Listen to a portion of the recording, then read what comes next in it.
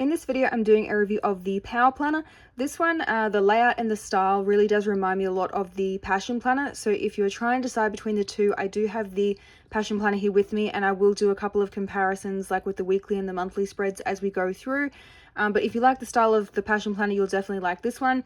It has a vertical timed layout, also has 2-page monthly calendar. There's plenty of extra pages at the back of this one. There's even a travel section with maps where you can work out where you want to go and color it in, which I really like. There's some lined notes pages at the back. There's also monthly reviews. So there's quite a variety of pages in this one. You can see all the specs here, including the page size. It is a soft cover, so it does mean it's a bit bendy, as you can see here. Nothing on the cover other than this little lion thing that we can see here. I will just actually remove this label while I film it. There is a pen loop attached to the cover, and it also comes with this pen that you see here as well. The pages are a really nice bright white, as you can see. It's probably about, I'd say, 1/2 to 3/4 of an inch thick. I will measure it and have all the specs in the blog post, which will be linked down below. There is an elastic band as well to keep everything closed. I've just taken it off to film this review, just to make it a bit easier because I am doing it one-handed. Now, unfortunately, because it is sewn bound, the pages do have a tendency to want to close on their own, so you probably will see me breaking the spine a bit throughout the video. At the front here, we have an overview of how to use it. To be honest, it's pretty straightforward, so I'm not going to really go through that. You can read that if you want.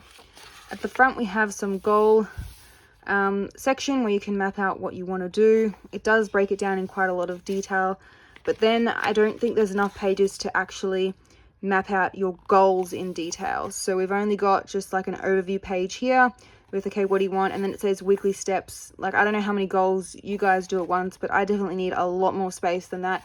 I usually have 2 to 4 pages per goal, and this one only gives you 4 pages total for all of your goals for an entire year, because it does, it's a 12-month planner. It does last 12 months or a full year, and it's undated as well. Don't know if I mentioned that, so you can start planning with it anytime. So the goal page is a little disappointing. I definitely want to see more, like some lined pages even would help, just so you can list things out easier than unlined writing space. All of the pages are numbered, which is actually really handy because it says there is 3 ribbon bookmarks, but page numbers, I just love it, and I really wish more planners would include them. It just seems to be a thing that only doc grid, like bullet journal notebooks, tend to include for whatever reason. So we have the 2-page monthly calendar here. Again, undated, so even though it does start on Sunday, you can just start it on Monday instead if you want to, if you use some stickers to override it. There's also some Sunshine Sticker Co. washi, which I actually have in my drawers right in front of me. Just give me a sec. You can actually use this washi if you wanted to instead. You can see this one here, which is really good for covering up labels. There is the 10mm, and there's also a 5mm thin one as well if you wanted that. I will just show you the Passion Planner's monthly calendar just so we can see that as we go through. I will have photos of all of these as well. So the Passion Planner gives you a bit more list space down the bottom here, and they both have the sidebar on the left, just different sizes. The line spacing was 5mm in this one when I measured it, and I believe it's about probably 3 or 4 in this one. It's a little narrower. I will again have all that listed in the blog post. Moving on to the weekly spread, it's consistent with the monthly in that it starts on a Sunday as well. They have these little boxes here where you can write in the dates, or you can use some date dot stickers. You can put the week up the top.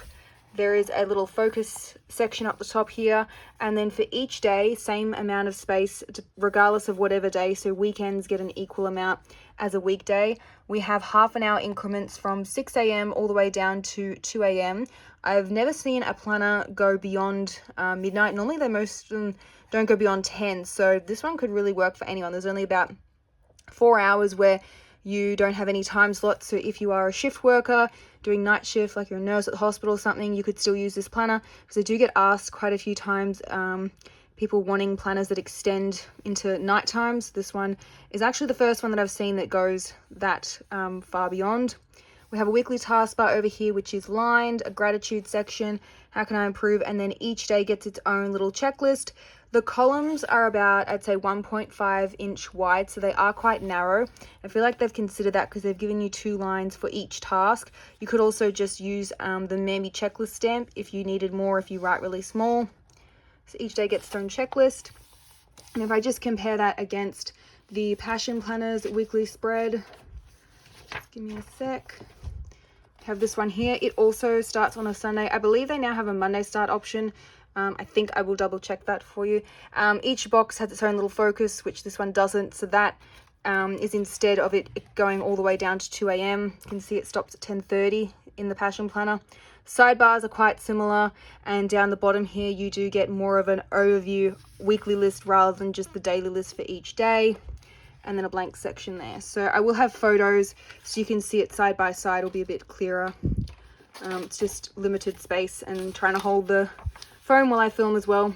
So you've got all these weekly spreads, and at the end of each month, before the next monthly calendar, we have a monthly review section, which thankfully is lined writing space.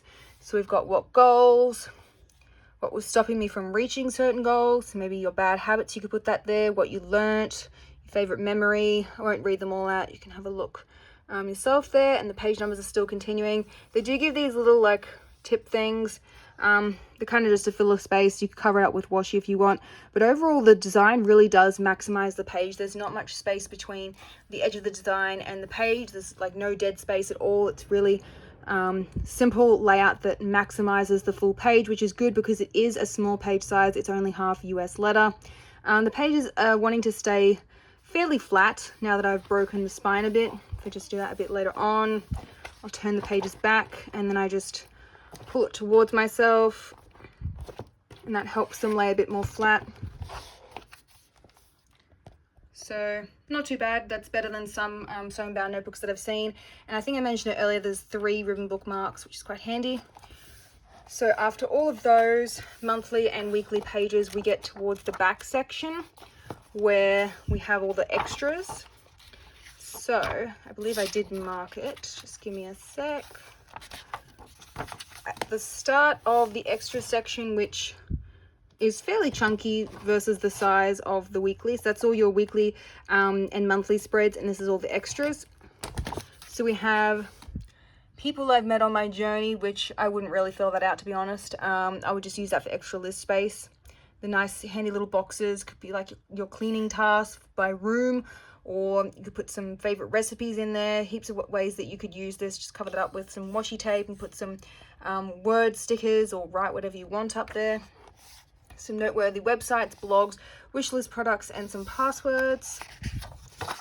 And then we have those maps I was talking about. So they do it quite detailed. There's one for all the US states, and then for each one you get mini country maps for like South America, Australia, etc. I'll show this in a minute. For each one you get the states you visited, your favorite restaurants, places want to visit, and then for the countries it has a slightly different format where it's just got notes and then places you want to visit and places you have. So the planner is US based, and as you can see, that's why they've given you this one where they pretty much know you're going to be seeing places in your own country.